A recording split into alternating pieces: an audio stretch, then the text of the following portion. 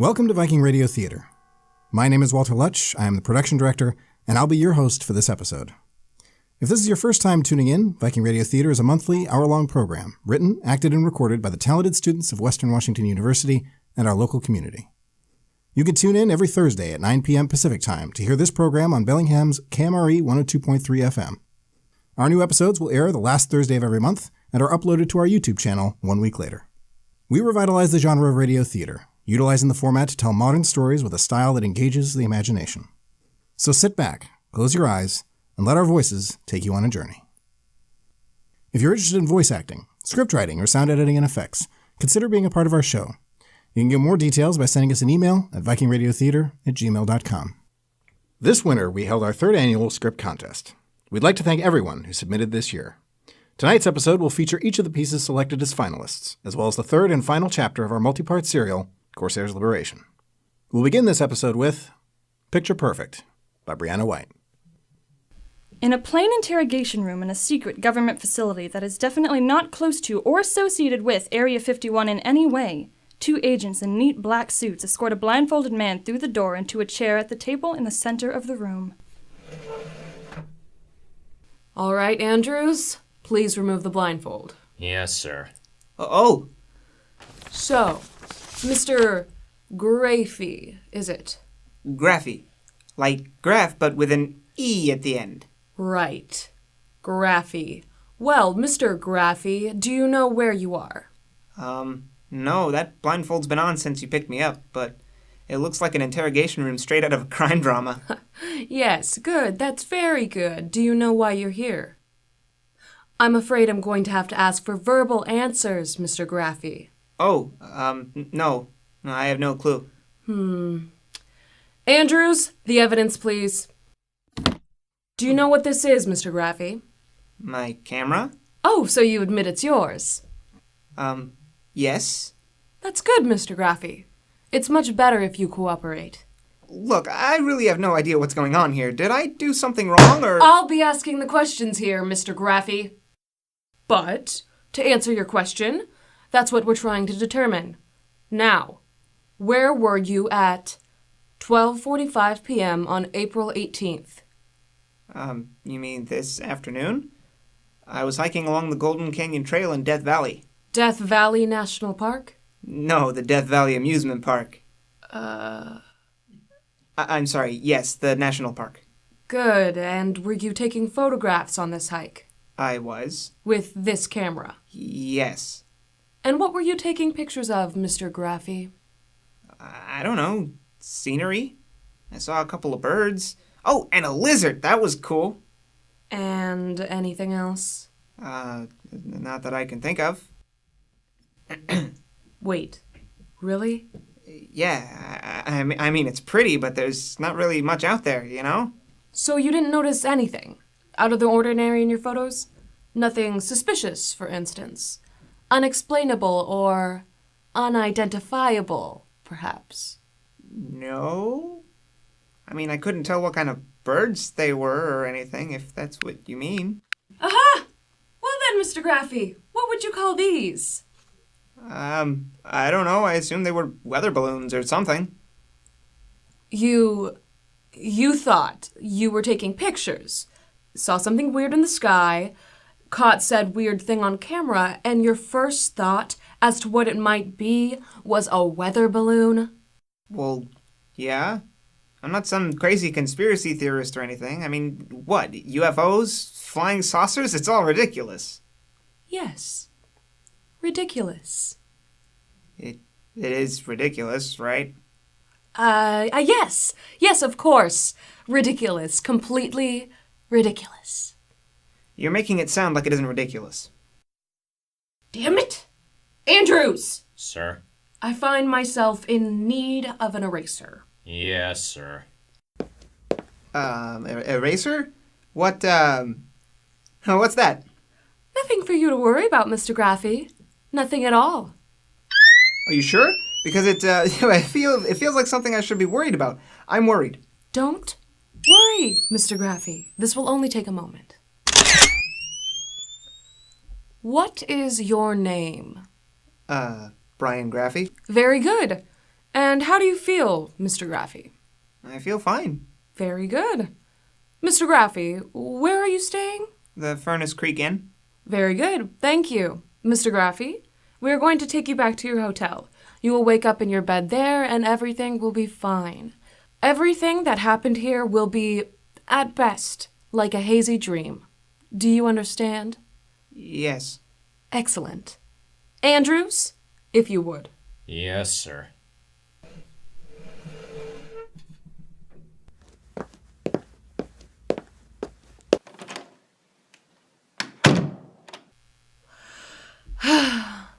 Well, that could have gone better. He's on his way back, sir. Thank you, Andrews. Permission to speak freely, sir? Sure, why not? That was kind of a mess, sir. Yes, it was, Andrews. Yes, it was. And we will never speak of it again. Understood. Good. Now, if you'll excuse me, I need a break. The end. That was Picture Perfect by Briana White. Agent Johnston was played by Jennet Kaya. Agent Andrews was played by Martin Chase. Brian Grafy was played by Quintin Fagerlie. And the narrator was Amy Johnston. Congratulations to Briana for winning third place in our 2017 script contest. We'll take a quick break and entertain you with a word from our sponsors. Hey, can you do the dishes? Yeah, sure. I meant to thank you for doing them last time. Oh, cool, thanks. Hey, Yeah? you ever feel like we get along, too well? What do you mean? We're like-minded on basically everything. Even the things we don't agree on, we're too polite to consider bringing up. Yeah. Has this ever happened to you? Where is that voice coming from? I don't know, it's really loud. Do you and your close friends get along too well? The TV is off, right? Where is that sound coming from? Introducing the Argumentatron! What the? Something's poking me in my pocket. What is it? It's a piece of paper. How does it work? I'm so glad you asked. If you and your loved one are feeling too complacent with your relationship, the Argumentatron will supply you with a topic of agitated discourse. Now there's something in my pocket. What is that? It's a big red button. Try it out. Just press the button and argue away. Okay. Name the abbreviated title for the animated embedded image format designed for graphical exchange over Internet Protocol. What? What, like a GIF?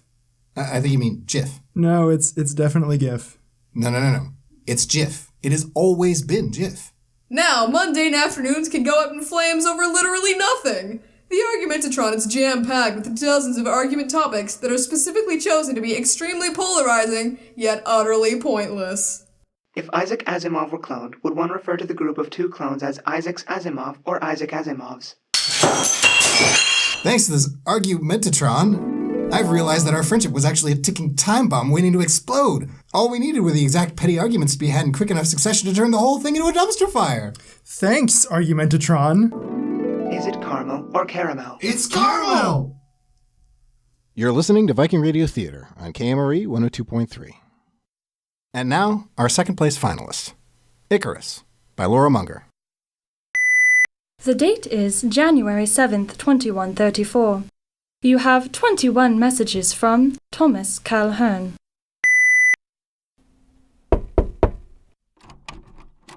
Hi, are you Dr. Peller? Yes, and you must be Miss Vera Hoff. Please, come in, make yourself comfortable. So, you're here for your psychological evaluation? Yep.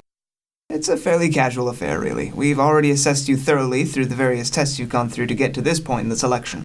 Honestly, I'm surprised you guys didn't take one look at those tests and throw my application right in the trash. Really?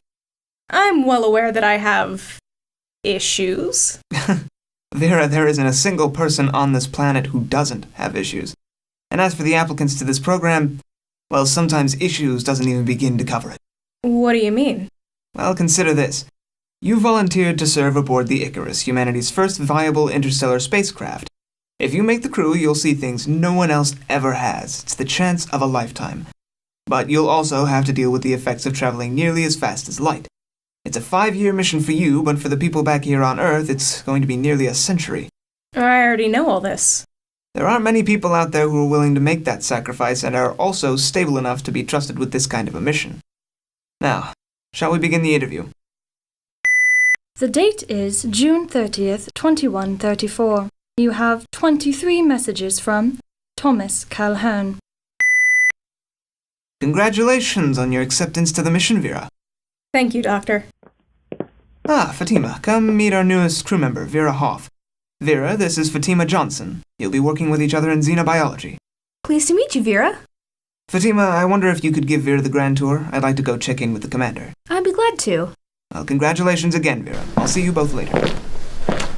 So, this is the Icarus. Sure is. You know, I've always loved the irony of that name. A spaceship named after a boy who died because he flew too high. Come on, I'll show you the labs we'll be working in. The date is March 13th, 2135. You have 32 messages from Thomas Kallan. So, what's your sob story? Sorry, what? Your sob story. Everyone here's got one. You've probably heard a few of them by now. Maybe one or two. Was Clarence really a jewel thief? Yep, he really was. Completely rehabilitated now, of course. At least, that's what they say. Just don't leave anything too shiny around, that's all I'm saying. But seriously, we've been working together for almost a year now, yes? We've gotten to know each other pretty well. You don't have to say anything if you don't want to, but you seem like the kind of person who needs to let these things out once in a while. Maybe you're right. It's just not something I've ever quite learned how to articulate. Which is silly, because the chain of events was very simple. My parents died when I was young. My sister Emily and I were very close. Growing up, we didn't really have anyone except for each other and Thomas. Thomas? He was our best friend. He was bold and fun and beautiful. You sound like you loved him. I did. We got engaged when we were 20. We were happy. Frankly, we were amazing together. And then he went and got himself into a car accident. He died? Ha! No, he didn't die. Emily did. She was in the seat beside him, and he drove into a tree, and she died. After that, there wasn't really anything left to hold me on Earth, so when I realized I had the chance at this job, it's kinda perfect, you know? Yeah, I know exactly what you mean. He still calls, you know. Not a lot, but every few months or so he'll leave me a message. I never answer, and I never listen to the messages, but I never delete them either. I've programmed my comm to inform me every day of how many unheard messages I have from him. I don't know why.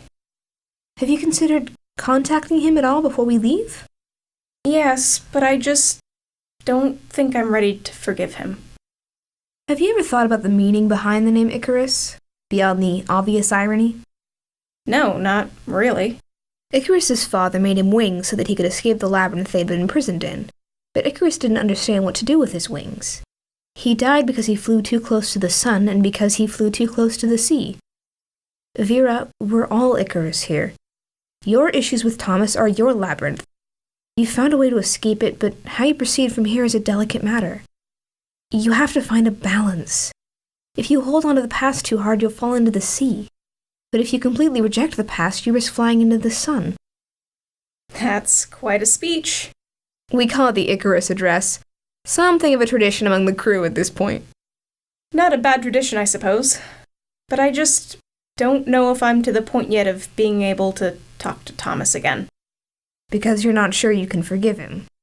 Yes. Maybe you forgive him, maybe you don't.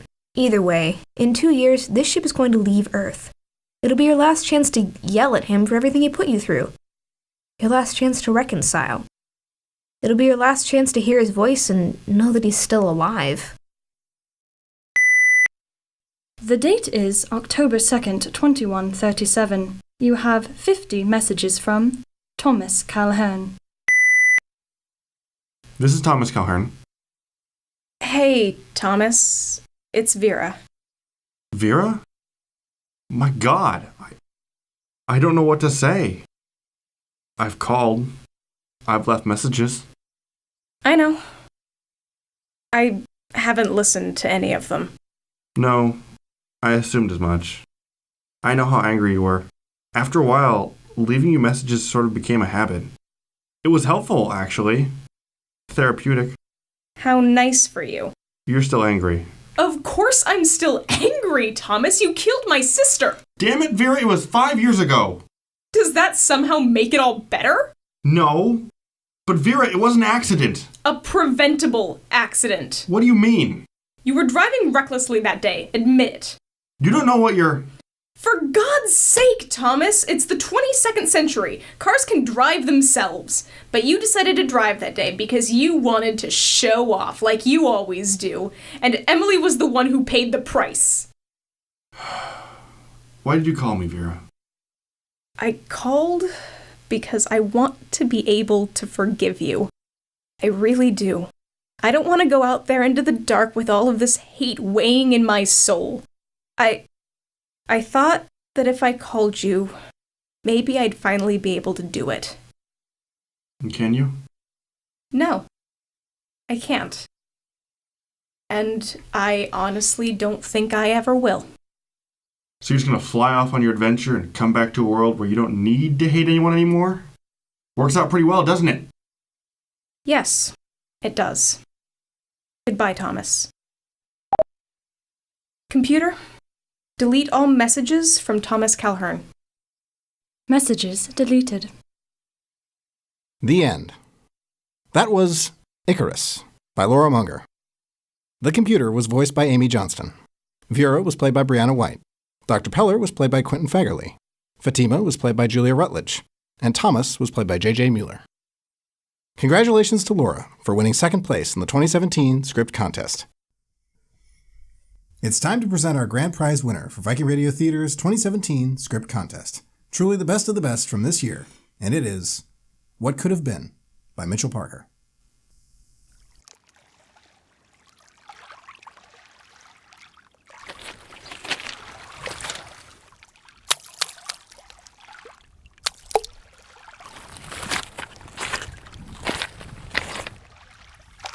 Mike? You there? Come on, man.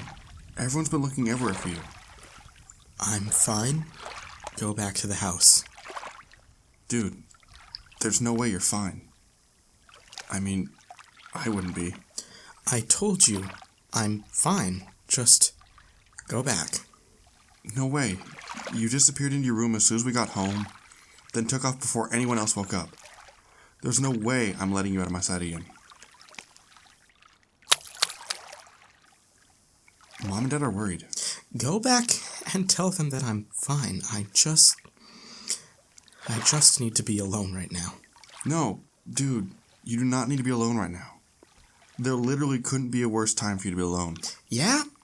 And what makes you think so? Because I just know, okay? And I don't want you to be by yourself right now. Tough.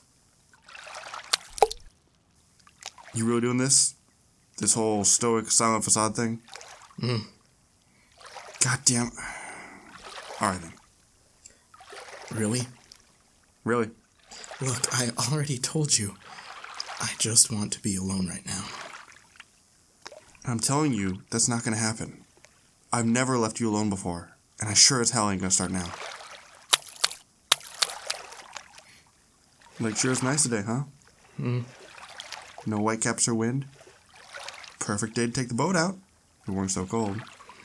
You really aren't gonna say anything, are you? What's there to say?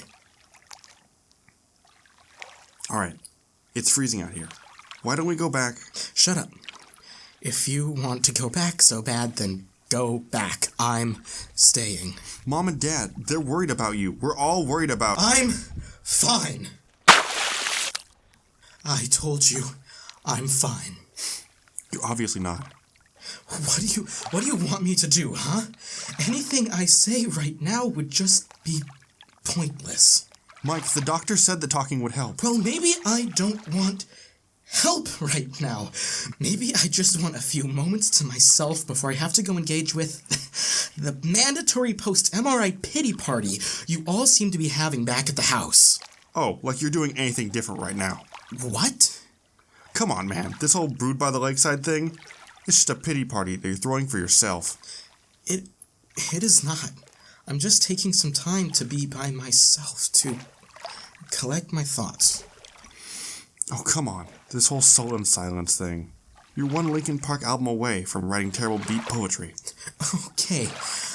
I'm not some depressed 14-year-old, alright? No, you aren't.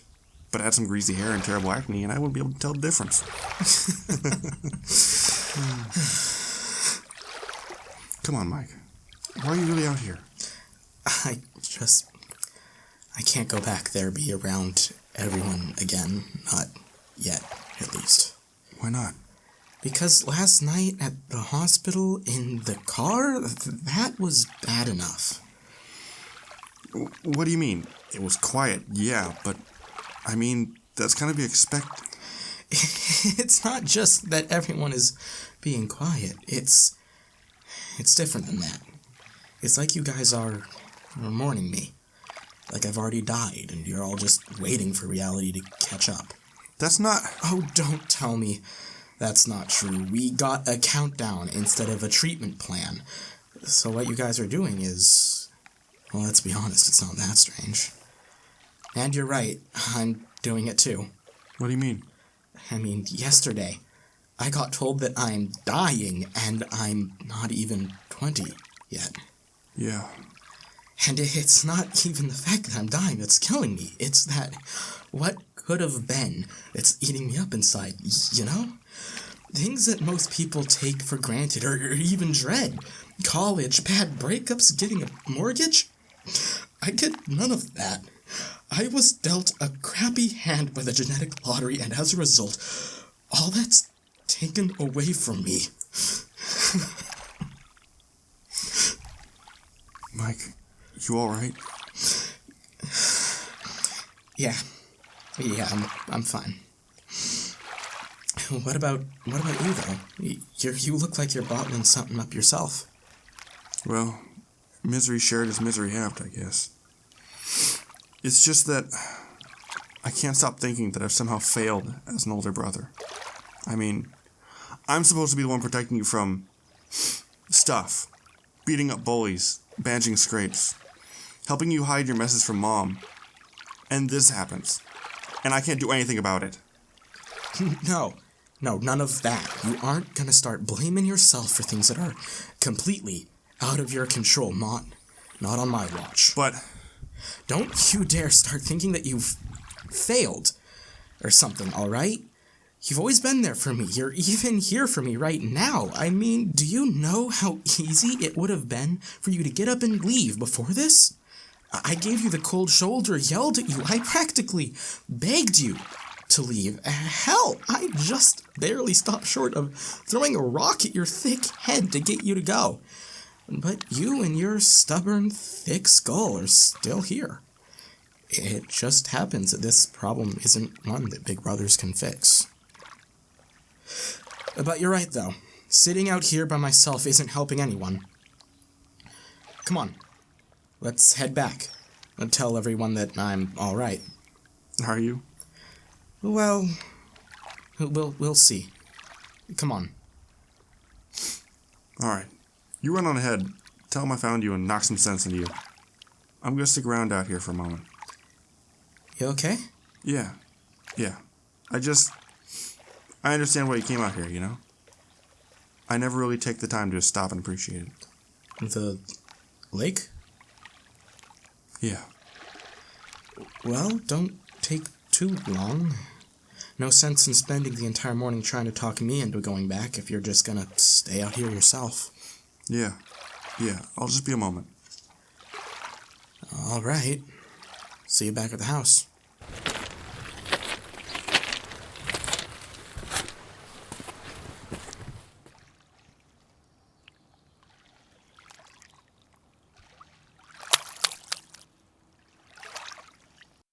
The end.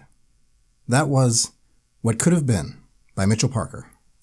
Mike was played by Mitchell Parker, and David was played by JJ Mueller. Congratulations to Mitchell for writing an excellent piece and winning grand prize in this year's script contest. Right after the break, the finale of our high seas serial, Corsairs Liberation.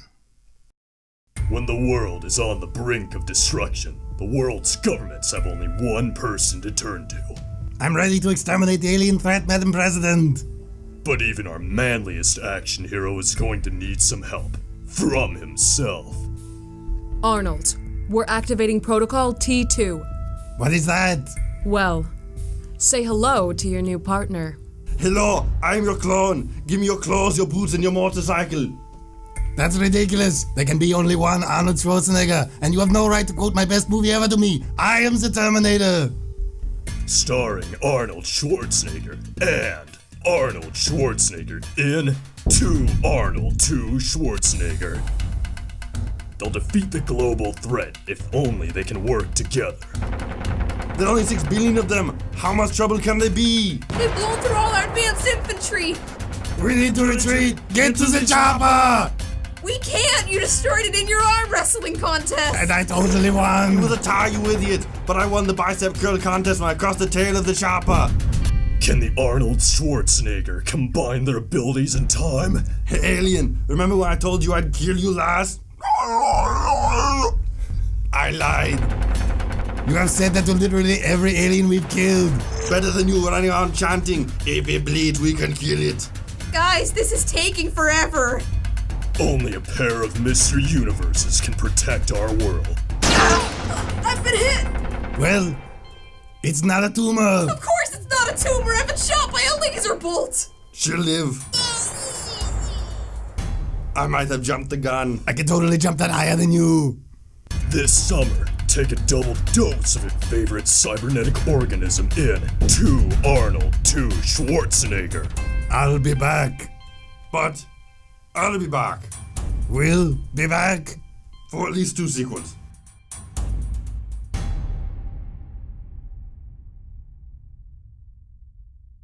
And now, Viking Radio Theater is proud to present the conclusion of Corsairs Liberation. Come all you young sailor men, listen to me.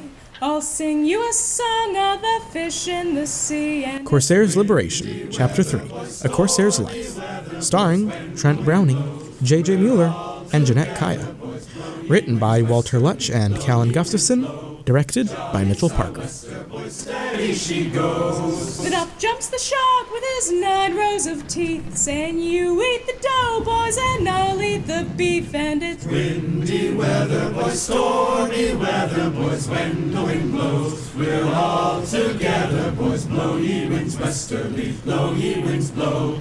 Jolly sou'wester, boys, steady she goes. Up jumps the whale, the largest of all. If you want any wind, well, I'll blow ye a squall. And it's windy weather, boys, stormy weather, boys. When the wind blows, we're all together, boys. Blow ye winds westerly, blow ye winds blow. Jolly sou'wester, boys, steady she goes. Navigator's log, October 3rd, 4th? In all the confusion, it could well have become midnight without me knowing it. I have no idea how long we were engaged in battle. And now? We've been drifting down this channel for 10 minutes or thereabout, waiting, peering over the back of the ship for any signs of pursuit. For all I know, this could be the last entry in this journal. Any minute now, Conway and his crew could come around that bend in the channel and... What are you writing, Isaac? Well, it's... something halfway between a personal journal and the navigator's log. I was going to put down the details of our battle in case we survive this. I guess it's as good a thing to do as any. Alex? Captain, how are you feeling? I'll be fine. I'm sorry about... Alex, it's fine. Just stay with me. JOANNE, we're taking on water below decks. I counted 3 impacts below the waterline, mostly small cracks. It's only up to my ankles so far, but we're going to need to patch it with something soon. Well, it might not matter in a few minutes. But take whoever you need and get those cracks covered. There should be some spare sailcloth in the trunk next to the mizzenmast. Right, Captain. And Grace? How was McElroy? He took bits of wood to the face and leg when that last volley hit the gun deck. Graham says he might lose his right eye. And if he doesn't, even if he doesn't lose either of his legs, he'll still walk with a limp the rest of his days. Damn. And the others? We've lost one. Mallory. The rest should live, but we've had 2 lose their limbs, and a third will probably need to have it taken off if we get back to port. All told, pretty light for all the volleys we took. Okay, get on those breeches. Is that? Quiet. Isaac, with me. It's definitely a ship, all right. I can just make out the lanterns in the forecastle. What should we do, Captain? Grace, get back to the wounded. Alex, are you ready? Yes. All right, crew. This is it. There is nowhere to go, and we are done hiding. They outgun us, but we have our wits and we have our weapons. We will make them regret setting foot on board the Corsairs Liberation. Let's give them a fight to remember. Yes! Joe, there's gonna be double, maybe even triple the crew on that ship. I know, Alex. I know. Captain, it's not... I don't think it's the Malaphor. What? I think it's the Queen Anne's Revenge. Oh, thank God. That's her, all right. I'd recognize that figurehead anywhere. Everyone, it's not the Malaphor. It's Blackbeard and the Queen Anne's Revenge.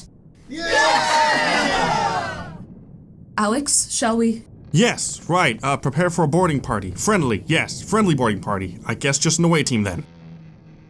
Grapples away! Grapples, aye. Ahoy there, Smith. Looks like you're in a bit of a spot. We're taking on water. You better be after the beating you took. Even so, you were damn lucky. Would you mind giving us a tow back to port? What do you think we came all this way for? Bosun, we'll be towing the Liberation back with us. Call down to the Oarmaster, the crew has a big job ahead. And get me a gangplank onto that ship. We need to have a talk, Smith. All right, everyone, make fast the grapples and prepare for tow. We'll see if we can't get our oars out and help take some pressure off them. Alex, are you ready for this? I'll be okay, Joanne. Isaac, go get Grace and meet us in the captain's cabin. And when you do get back, do me a favor and don't say anything unless I tell you to. Right. I'm serious. Now go. Well, aren't you a sorry sight? Grace? Grace! Isaac, what's going on? It's the Queen Anne's Revenge. Joanne and Alex are meeting with Blackbeard right now. They wanted me to come get you. Oh, thank the Lord. They're towing us back to Nassau. Not as bad as you thought, is it? Shh, you should be resting. Don't talk. What do you mean? Isaac, he... Grace, the distraction helps. I meant pirates, Isaac. We're not such a terrible lot, are we? I guess not. Are you gonna be okay? I doubt I'll ever see out of this eye again.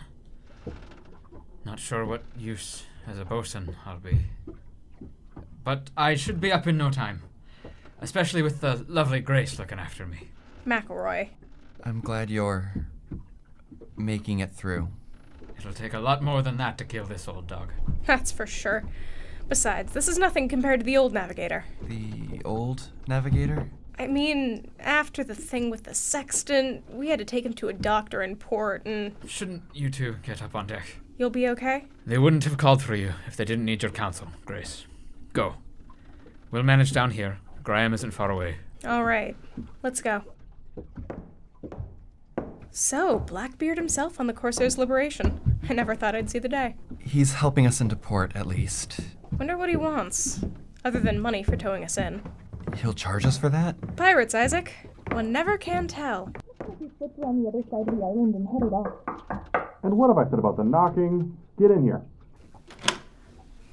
Looks like he slipped around the other side of the island and headed off. There are a couple of ships going off in the directions he might have taken, but in truth, they'll probably be back in a few hours without having seen hide nor hair of him. Well, this is our quartermaster Grace and our navigator Isaac Carlisle. You're the one who's crossed paths with this Conway before? Yes, sir. That's me, Blackbeard, sir. I'm Edward Teach. I created Blackbeard as something for my enemies to fear, but you're not going to be needing that, are you, son? No, sir. Good. This is the dreaded and fierce Anne Bonny. Hello, Mr. Carlisle. Grace. Now, Carlisle, What makes you so important that that rat Conway tried to blow up half of Nassau to kill you?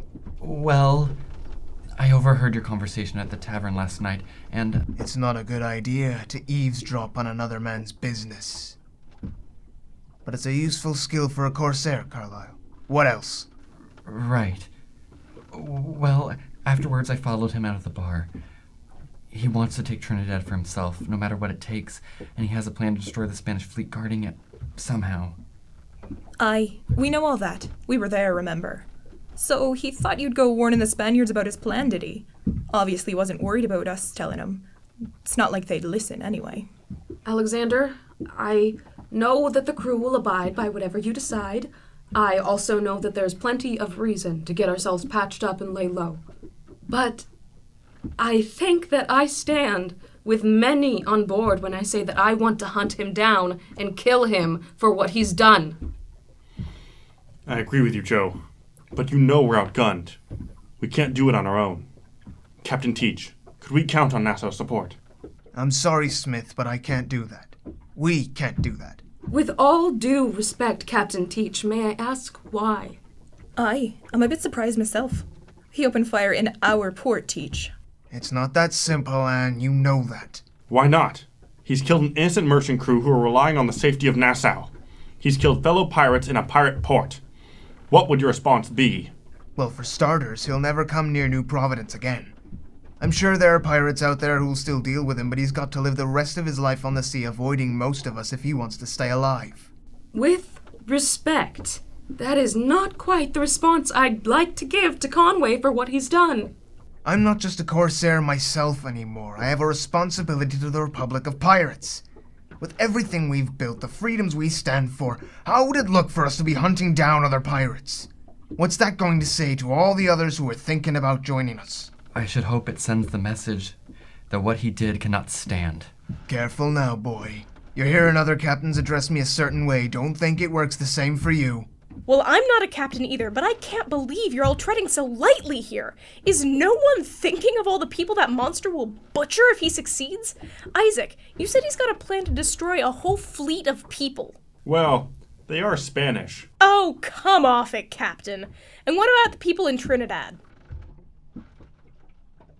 And, sir, if protecting Nassau is your first priority, think of the reprisal from the Spaniards that will come from this.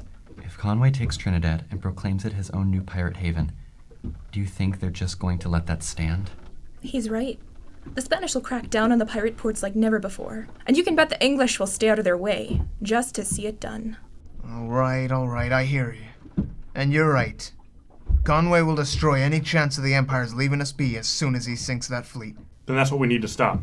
Believe me, I want him as dead as anyone else. But it's his plan that he's worked so hard on. If we can stop this ambush of his, we'll keep a lot of innocents out of harm's way, and we know he'll be there. We might just get our chance to tear him apart. Right then. We still have to leave the Republic out of it. As an individual ship, the Revenge and I are at your side, Captain Smith. And if you can persuade any others to join us, go to it. But Bonnie and I will make it clear to the rest of the flying gang that this isn't some crusade coming out of Nassau. But that still leaves us to reason how we're going to even disrupt Conway's plan. Maybe a backstabbing cur, but he's a good tactician, that one. What exactly was he planning to do? He's killed a Spanish envoy and taken their signet ring. With it, he'll make a false document suggesting that the English are about to attack San Juan, and that the governor is requesting their assistance. With the official seal on it, the fleet will at the very least send half its ships to San Juan, drawing them away from the protection of Trinidad's port guns. Along the most likely route they'll take are some shoals off Guadalupe. That's where he'll make his attack, where they will have little room to maneuver. Wouldn't they avoid that spot if it's so dangerous? If it weren't for the urgency, aye, they probably would. But as things are, they'll be taking as direct a line as they can find. The shoals don't slow you down much. They're just a perfect place for an ambush. And with as many ships as they have, thinking that no one else knows where they'll be, it seems a safe gamble. He's crafty, for sure. We're probably coming up on the turn out of the channel. We should both get to our wheels. The sooner we can get to port, get you patched up and plan out our move, the better. I'm sure Conway's planning his right now. Captain's log, October 5th. The plan is working. Axon received word today that the Spanish fleet guarding Trinidad had set sail for San Juan, believing there to be an imminent British attack. In a week's time, we'll catch them in the shoals off Guadalupe. While my discussion with the flying gang did not go to plan, and we've no doubt made enemies in Nassau by trying to silence that boy and his crew, I'm sure I have found a way to muster the ships I need.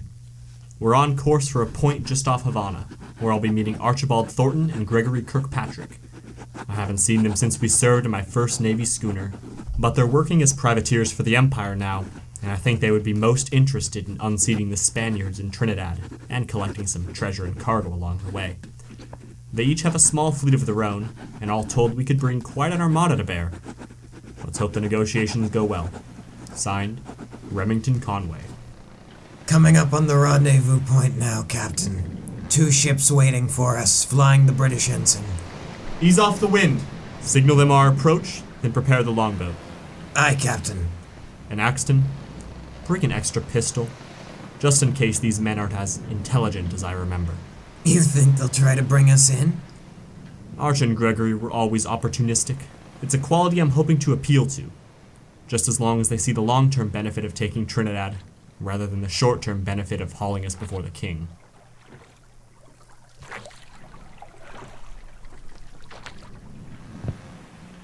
Conway! Well, you've become quite the black sheep of the family, haven't you? Flying the black flag. Arch? Get off it, Archibald. Conway, it's good to see you, man. I was the first to be Waterstone's appointment to governor. We all knew you worked hard for it. Thank you, Gregory. But I'm beyond that now. I still respect His Majesty and the Empire, but a man has to live by his own rules and seize the opportunity that God affords him. And today I bring the 2 of you such an opportunity. Damn straight, Conway.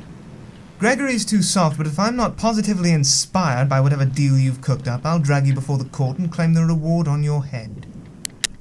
Don't be threatening the captain, Stuffy. Oh, look at his trained spaniel, Gregory. Axton. Gentlemen, there is much greater fortune to be gained by all of us if you'll just hear me out.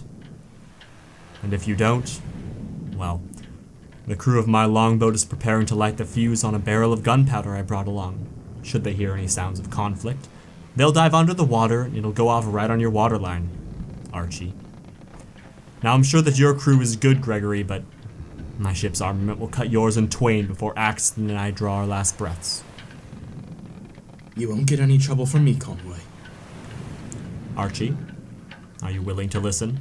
Damn, you're a crafty son, Conway. Whatever you've got better be more than worth it. Good. To business then. Navigator's log, October 4th. The crew has been working through the night to repair the Corsairs Liberation. We've only managed to recruit 5 other ships for our cause, so we need the Liberation. I thought the word of Captain Teach would go farther in Nassau, but not many pirates are willing to risk their lives when there's no payment involved. We'll get underway as soon as the last of our supplies are loaded.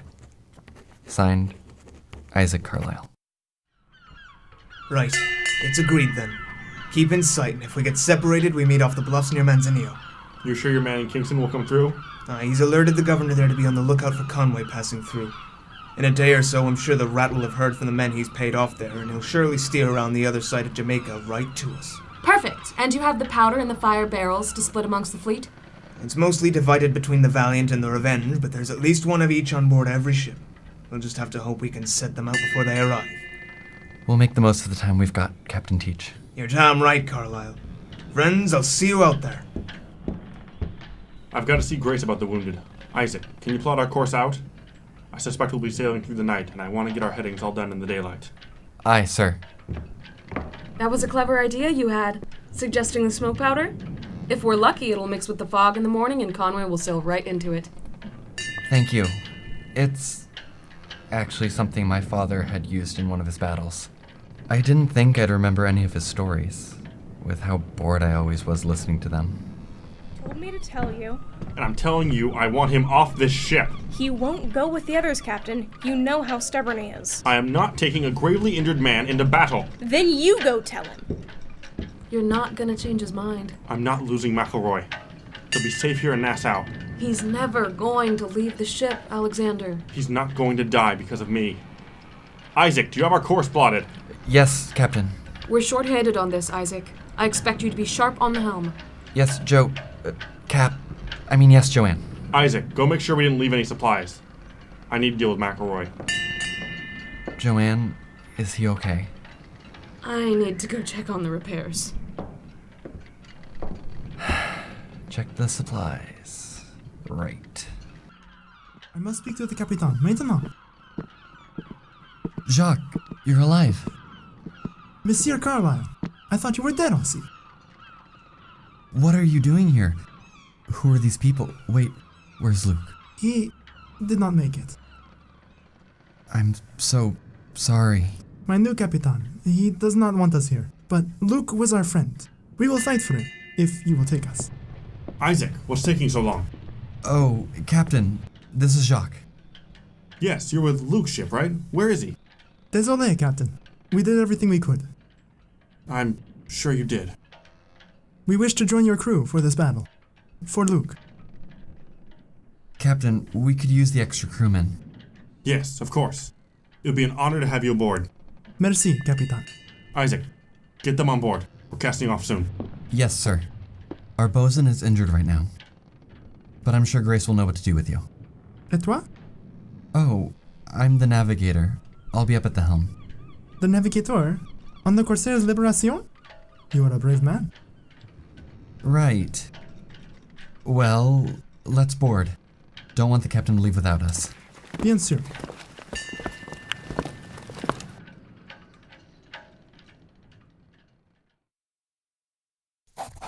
Navigator's log, October 6th.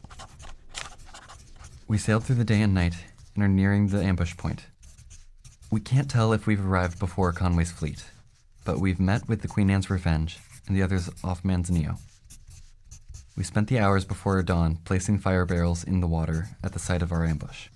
Each of our ships have been burning a special gunpowder that, well, it just makes a lot of smoke. With enough of it in the air, the morning fog should cling to it and hopefully, Conway will sail right into it and not know what's hit him until it's too late. The captain seems optimistic, but still troubled. I believe it is because McElroy is still below decks instead of with the doctor in Nassau. I trust that he won't falter when we close with Conway's fleet, and that, heaven willing, we'll stop this invasion. Signed, Isaac Carlyle. Are you ready, Isaac? I think so. Did we get the signal from Teach so the rest of the fleet is ready? Aye, sir. 2 lanterns. All is ready. The crew is very excited to strike back at Conway. Indeed. But remember, whatever happens today, we crush his plan. Puff shirt like him, that'll be the stake we drive into him. Aye, Captain. And, Isaac, whatever happens, know that, well, I'm very glad we found you on that island. Thank you, sir. All right. JOANNE! This is it, crew. Those scum aren't going to know what hit them. They may have bloodied our noses. They may have fired on the Liberation. But they haven't broken our spirits. Today we pay them back. For Luke, for Mallory, for our McElroy below decks, for all of those we left behind at Nassau. And we won't just pay them in full, but tenfold. Now then, crew, let's show them what it means to be a Corsair. Raise the colors. Prepare to haul anchor. The minute the Malafore enters the fog, we need to be ready to engage her. Run out the guns. Load the lower deck with solid shot, upper deck with chain. We want her crippled, not sunk. All the crew to stunsail. Scan for enemy ships. Captain, something coming through the fog. 15 degrees off port stern. Ships coming through. 2 cruisers at 30 degrees off starboard stern, Captain. Enemy sighted, Captain. 90 degrees, port stern. Ship sighted, 20 degrees, starboard stern. Damn, there certainly are a lot of them.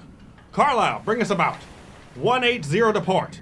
Clear the gun deck. All hands to battle stations. Aye! JOANNE, can you make out which one's the Malafore? Not yet. Most of them are too distant to get a good read on. The Queen Anne's Revenge has opened fire, sir. The rest of the fleet is maneuvering in between Conway's ships. They're splitting them up. Excellent. Anyone spot the Malafore yet? Not yet, Captain. But we have a frigate heading straight for us. It looks like her guns are out. Damn. We'll have to fend them off until we can find Conway. Down sheet. Carlyle, heading 1-5 to starboard. Angle us away from their side. Gun deck, prepare to fire, solid shot only. Aye! Wait for it. That's good, Isaac. Keep him there. And... Helm! 180 to port! Gun deck, fire! Right good, Captain! And we've cracked their main mast! They aren't going anywhere. Captain, that crew. They're privateers, Captain. British privateers. There's enough of them wearing the uniform. They've gotta be. So that's how he's gotten enough ships. He's made a deal with privateers. Captain! The Malaphor, there she is! They're making a run for it, trying to escape the fog dead ahead. Finally. Let's make sure they don't make it out. We've sighted the Malaphor. Sheeta, clew down. Put every scrap of tack on the wind. Aye! Gun deck, load! We're gaining on them. Captain, 30 seconds to intercept. Excellent, Isaac. Prepare to swing 20 degrees to starboard. Ready, Captain. Now! Gun deck, prepare to fire chain shot cannon only. Aye! Fire!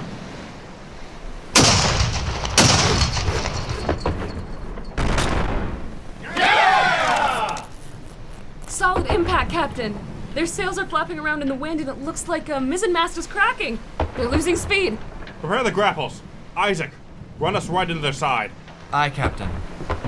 Brace for impact! Brace for impact! Brace for impact! Brace for impact! Brace for impact! Brace for impact! Brace for impact! Brace for impact! Good!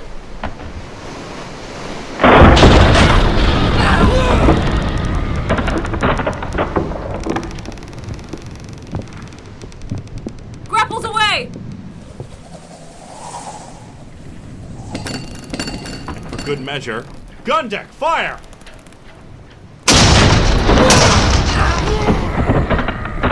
Boarding party away! More grapples, load the flintlocks. Grace, get below decks. Keep the ship afloat. Aye, Captain. Come on, Isaac, you're with me. Sir? You want Conway? Let's go get him. Yes, Captain. They're trying to cut the grapples and limp away, but we're fighting them at every turn. We've managed to keep most of the fighting on the Malaphor, but there's more of them than us. Looks like they're taking on water. Any sign of Conway? Not yet, but... There he is. He's up at the helm. Let's go. You miserable little bilge rat. This is all your fault. You're not killing another member of my crew, Conway. I'll just take care of you first. Alex! Stay back, Joanne. I can handle this. Like hell, Alex. Together. You think your ships can stop me? A few measly pirates? Whatever it takes for a free Caribbean. There is no free Caribbean. There was only my Caribbean. You're a fool, Conway. People will always revolt against tyranny. Now you are going to... Joanne. Alex! Captain! All right there, sir? Yes, fine. Keep your other pistol on the woman. Want me to take care of the runt? No. Leave him to me. You bastard! Joanne. Don't worry, Axton will take care of her. But you. I'm going to teach you a lesson. You've disturbed all my plans and I don't even know your name. I'm Isaac Carlisle, and I'm not letting you get away. Carlisle? A Carlisle slumming with a bunch of mangy pirates? You certainly have fallen far. Not as far as you. Every person on the Liberation has 10 times your worth. Huh. You're a feisty one, lady. You are going to pay for killing Alex. Oh, was he your husband? Pity. And the two of you almost had my captain matched with your swords. Honestly, I prefer a good pistol to the back. You cheat. Doesn't matter if I win. Though, I'm not bad in an even fight either. You're weak, Carlisle. Weak and a fool. At least I have my friends by my side. Friends? Ha! You think these pirates are your friends? They're all too busy saving their own skins to help you. And you? Your privateer army doesn't seem to be staying to fight your war. No! Those cowards! We can still win! You are never taking Trinidad, Conway. No! The plan was perfect! How could... Maybe Trinidad is lost, but I can still kill you and sink your infernal ship! After I've slaughtered the rest of your crew, of course. And what should I do with this one? She's disarmed, Captain. JOANNE! Let go of me!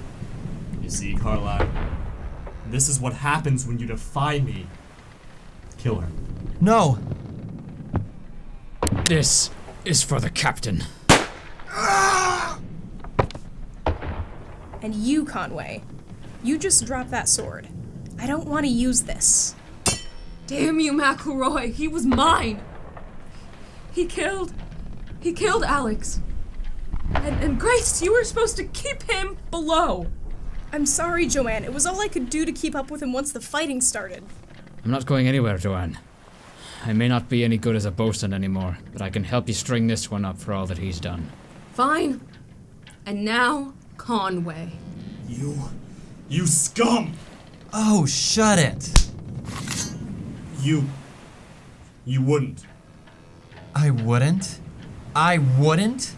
You took everything from me. Killed my crew, my captain, and now you've done it again. I've witnessed so many deaths. All of them you're doing.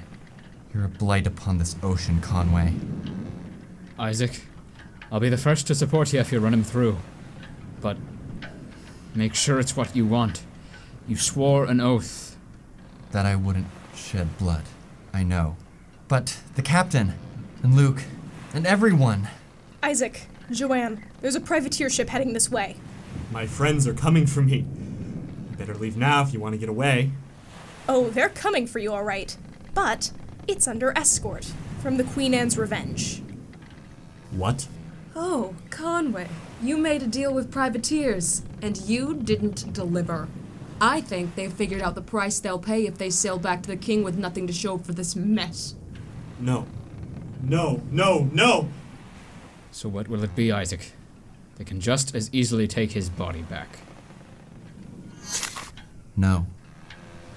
The captain said that the stake in his heart would be to crush his plan, humiliate him, and a public execution in front of the palace will complete his failure. My name is Archibald Thornton. I arranged a ceasefire with Blackbeard and got his permission to collect whatever was left of this man. I'm pleased to see there's enough left of him to hang. Aren't you gutless? He's all yours, Thornton. Hang him high. Gregory, don't let them do this to me. I can still be useful. There's no way out of this, Conway. You gambled, you lost. Now be a good British gent and take your disgrace like a man. No, please, Gregory, stop, no.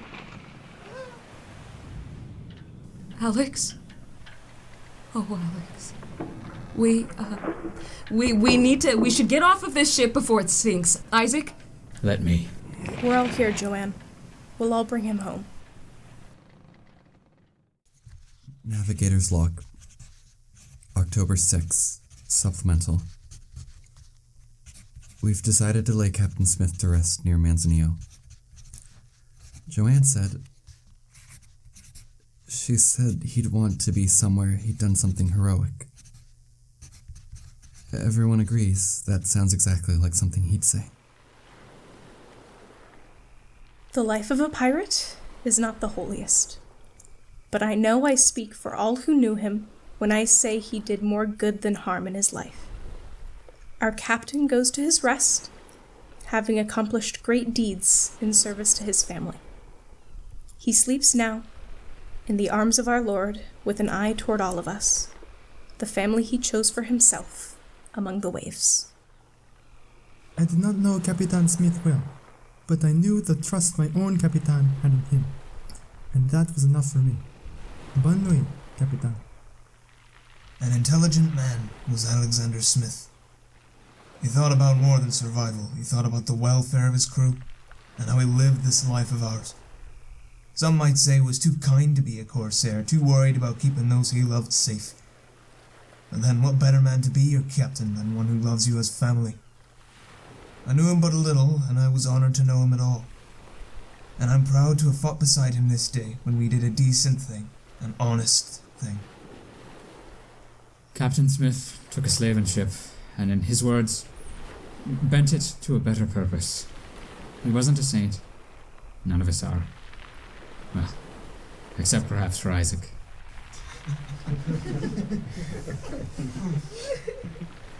But my captain did the best with what he had, and he kept his trust in those around him. The Liberation and its crew are all poorer without him. Alex, he was my husband and my captain, and I'm sorry, okay. And I love that his last act was to help those that he would never meet, who would never know his name. He would probably have puffed himself up for years about it. Wherever he is proud of us, as we are of him. Isaac, please. I'm only here because he decided to take a detour. I would still be on that island, probably dead, if it weren't for his curiosity. He opened my eyes to the beauty of a life at sea, something I have avoided seeing for most of my life. And he taught me that a Corsair's life isn't that simple, evil thing that most make it out to be. I will miss him. Navigator's log, October 12th. We've returned to Nassau to repair the Liberation. It's strange. With Conway halfway to England by now, and Jacques and his comrades back to their ship, the Corsairs Liberation seems a bit empty. Not just of people, but of purpose. For the last week or so, we've been filled with purpose for our mission. But now, without Captain Smith, without a grand mission to achieve, I think the crew are finding it hard to go back to the way things were. It doesn't help that McElroy is still at the ward, recovering. While I'm sure he'll be up and about soon, his voice on deck is missed. JOANNE has thrown herself into repairs. She barely stops to eat or drink. Grace is the only one who can manage to get her to stop, if only for a few hours. As for myself, I do not know what the future holds. I'm sure I could find passage to Jamaica, but every day that I linger, I find it harder to imagine myself anywhere else. Everyone said it at the funeral, but it's just now sinking in. This crew is a family, more than any other I've known, and I'm lucky enough to have been included. How can I part with that?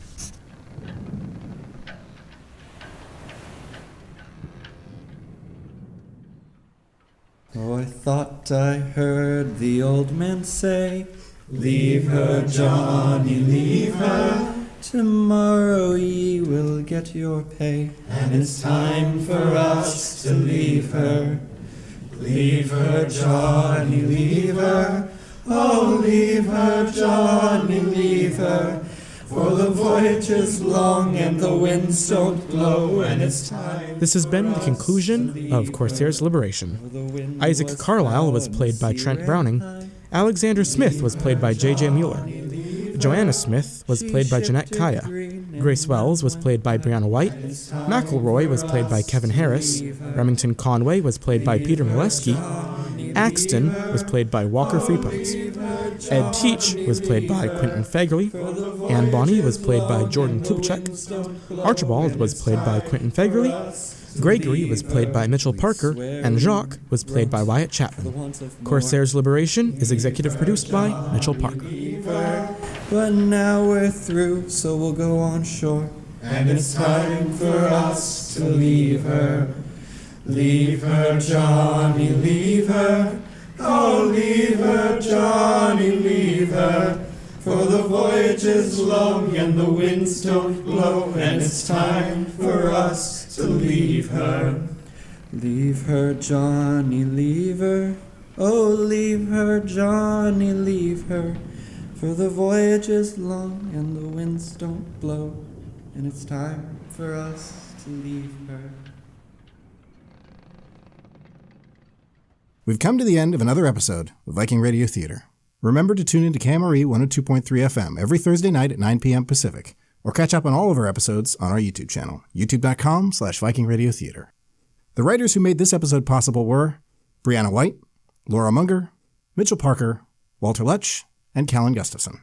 Our chief sound engineer is Wyatt Chapman, and Viking Radio Theater's theme music was written and composed by Kat Miller. From the cast and crew of Viking Radio Theater, thanks for listening.